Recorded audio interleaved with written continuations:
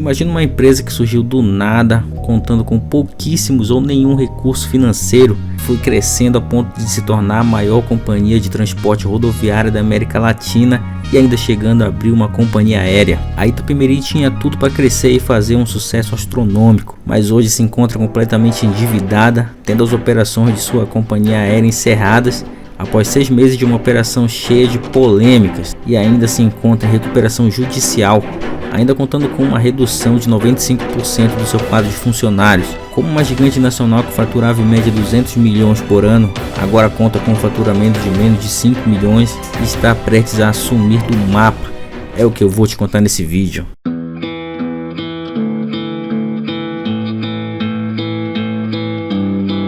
Galera, David Mello que vos fala, e se você gosta dos conteúdos produzidos aqui, é de extrema importância que você se inscreva no canal. O nosso grupo de conhecimento se chama Comunidade MDR. Portanto, se você gosta de estar bem informado e busca por conhecimento de fontes confiáveis, se inscreve no canal que você certamente estará bem acompanhado.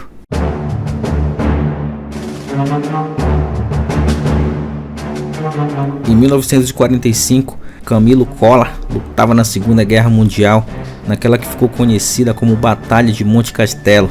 Ainda como combatente, Camilo recebia um maço de cigarro todos os dias. Como ele não fumava, aproveitou para vendê-los aos companheiros. De volta ao Brasil, Camilo chegou em Cachoeiro de Itapemirim após lutar a Segunda Guerra Mundial. Como integrante da Força Expedicionária Brasileira e com o dinheiro ganho em território italiano com a venda de cigarros, comprou um Ford Hércules e começou a transportar cargas e passageiros. Já em 1948, usou o lucro obtido para associar-se a um comerciante local na criação da Empresa de Transporte Autos, também conhecida como ETA.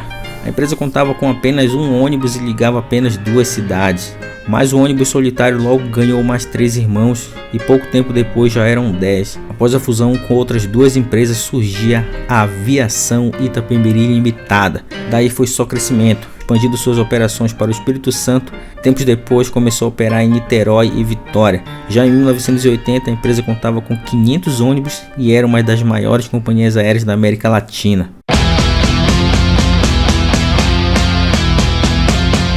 A partir da década de 60, num país ainda carente de infraestrutura em suas rodovias, a Itapemirim começou a atender também as regiões Norte e Nordeste, sendo que nessa última empresa se consolida de vez no transporte de passageiros, mantendo esse sucesso inclusive até os dias atuais.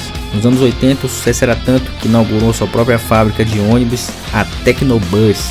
No auge de sua produção, ainda em meados dos anos 1980, chegou a fabricar um ônibus por dia, galera. No início dos anos 1990, a ITA, com uma parceria com a Mercedes, lançam os primeiros ônibus executivos do país, equipados com poltronas e com sistema de ar-condicionado. Essa operação era gigante e contava com quase 20 mil empregados. Em seu auge, a Itapemirim chegou a ser a maior empresa de transporte terrestre da América Latina e contava com a maior frota de ônibus. O sucesso era tanto que inclusive a Itapemirim chegou a aparecer em vários filmes com propagandas completamente gratuitas. Daí você vê a força que a empresa tinha nessa época.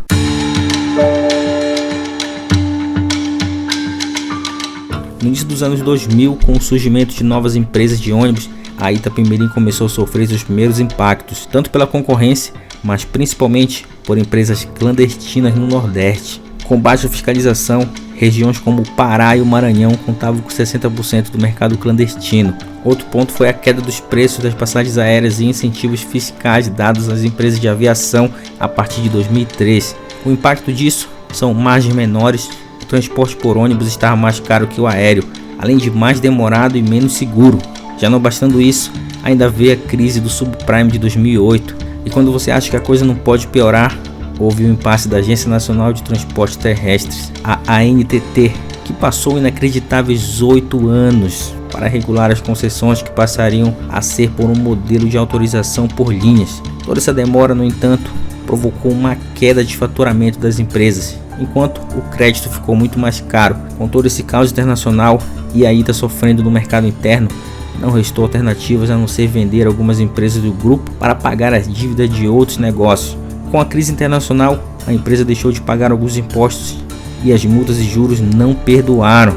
Sem certidão negativa, o crédito ficou mais caro e as vendas não reagiram e a empresa não conseguia pagar sequer os impostos. Com a queda na receita e dívidas acumuladas de mais de 200 milhões de reais, a Itapemirim se viu obrigada a recorrer a empréstimos.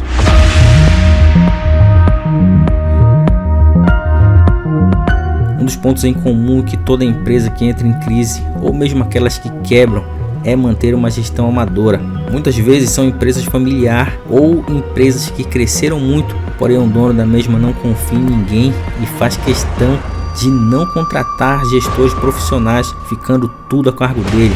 O problema disso é que os tempos mudam e os negócios também. De nada adianta você utilizar um modelo de negócio que deu certo uma vez e acreditar que descobriu o segredo do sucesso. Casos como o da Ricardo Eletro, que o seu fundador comandava absolutamente tudo, se provou ineficiente. No caso da Ita, segundo Andrea Cola, ela tentou profissionalizar a gestão, mas atritos com os diretores impediram de se seguir o plano.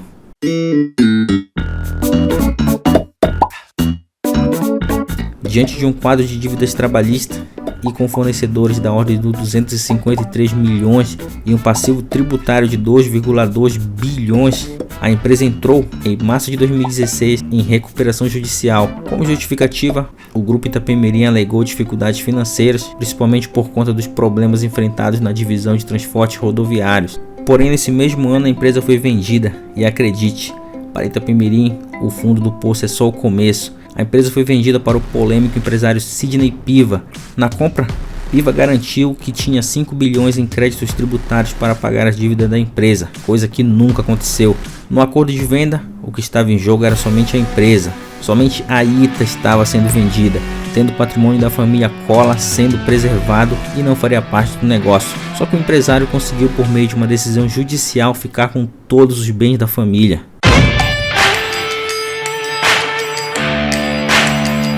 Agora estamos no Brasil, meu amigo, e aqui temos o famoso jeitinho brasileiro. Dá para acreditar que uma companhia com vários problemas com o governo, devendo bilhões em impostos e devendo uma grana para os seus credores e fornecedores, e a empresa ainda estando em recuperação judicial, ainda assim conseguiria abrir uma companhia aérea. E para deixar tudo ainda pior, os funcionários da aviação terrestre estavam sem receber salários. Acredite, Sidney Piva conseguiu autorização da Agência Nacional de Aviação, a ANAC, para colocar em funcionamento uma companhia aérea operando no país, sendo que ela já surge falida. O Brasil realmente só funciona na base do jeitinho, mas apesar disso, vamos entender como a companhia aérea funcionou, ou melhor, como ela deveria funcionar. Primeiramente, focada no custo-benefício, a proposta da Ita era oferecer algo bem mais barato do que os rivais. Só para você ter uma ideia, na estreia, passagens de ida e volta de São Paulo a Brasília estavam um pouco abaixo de R$100.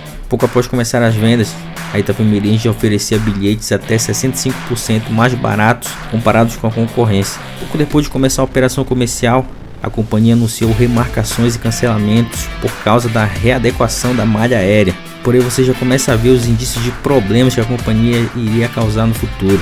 Em termos de oferta, a proposta era de oferecer 8 destinos, com previsão de chegar a 35 cidades brasileiras ainda em 2021 e partir de 5 para 50 aeronaves até o final de 2022. Como diferenciais, a Ita prometia serviços de bordos premium e intermodalidades com ônibus, mas isso só no papel, porque na prática a Itapemirim devia salários de todos os seus funcionários, devia às empresas de táxi aéreo e, para deixar a coisa ainda pior, no início as pessoas eram convencidas por Piva de que a operação funcionaria e a empresa seria um tremendo sucesso. Profissionais como da área de mecânica e atendimento acabavam inserindo dinheiro do próprio bolso para comprar uniformes, para comprar ferramentas, entre outras coisas. Inclusive pessoas tiraram dinheiro do próprio bolso para ajudar com a pintura e até mesmo serviço comunitário foram oferecidos, de tanto que essas pessoas acreditavam nessa companhia. Afinal, muitos desses funcionários vieram da Avianca, que também faliu, também quebrou e também foi uma empresa completamente controversa. Tudo parecia uma maravilha, tanto que parecia bom demais para ser verdade, ou melhor, quando as molas demais o santo desconfia.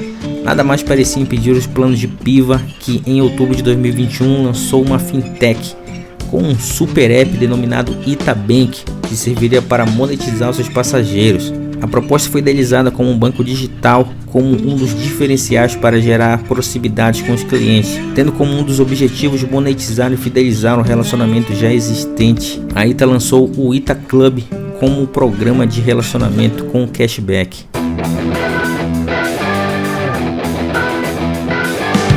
No início de 2020, a Itapemirim recebe um aporte de 2,1 bilhões de um fundo dos Emirados Árabes para criar uma companhia aérea.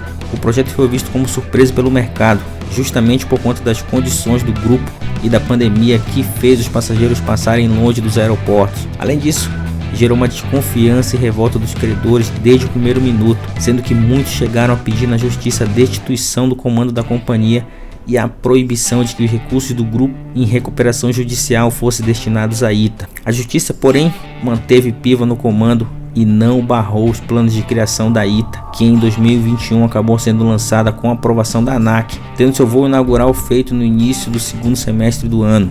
Mas nem tudo são flores, e somente 6 meses depois de começar a voar, a aérea Ita do grupo Itapemirim voltou ao chão e com muito drama. Passageiros sem atendimento e sem saber o que fazer nos aeroportos por causa de uma operação suspensa dias antes do feriado do Natal. No entanto, será que a Ita não era uma tragédia anunciada?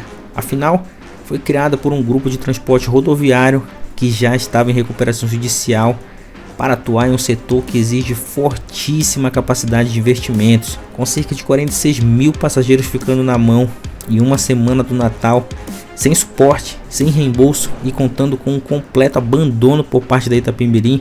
A ANAC, por sua vez, resolveu dessa vez proibir a Ita de vender passagens aéreas até que a situação fosse resolvida.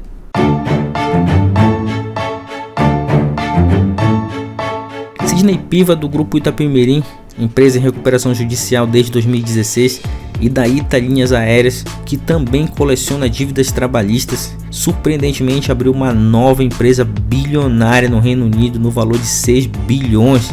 Além disso, a empresa ainda sofreu fortes acusações de ter desviado mais de 400 milhões em créditos que deveriam ter sido pagos aos credores da aviação Ita, que está em recuperação judicial. Acontece que essa grana foi para a Ita Linhas Aéreas, tendo esse dinheiro ido provavelmente para paraísos fiscais. Em setembro de 2022, o Tribunal de Justiça de São Paulo decretou a falência da aviação Itapemirim e do grupo Ita Transportes Aéreos. Assim, se encerra um ciclo de mais de 60 anos de história que teve os seus altos e baixos, mas que não foi capaz de resistir à maior crise de sua história.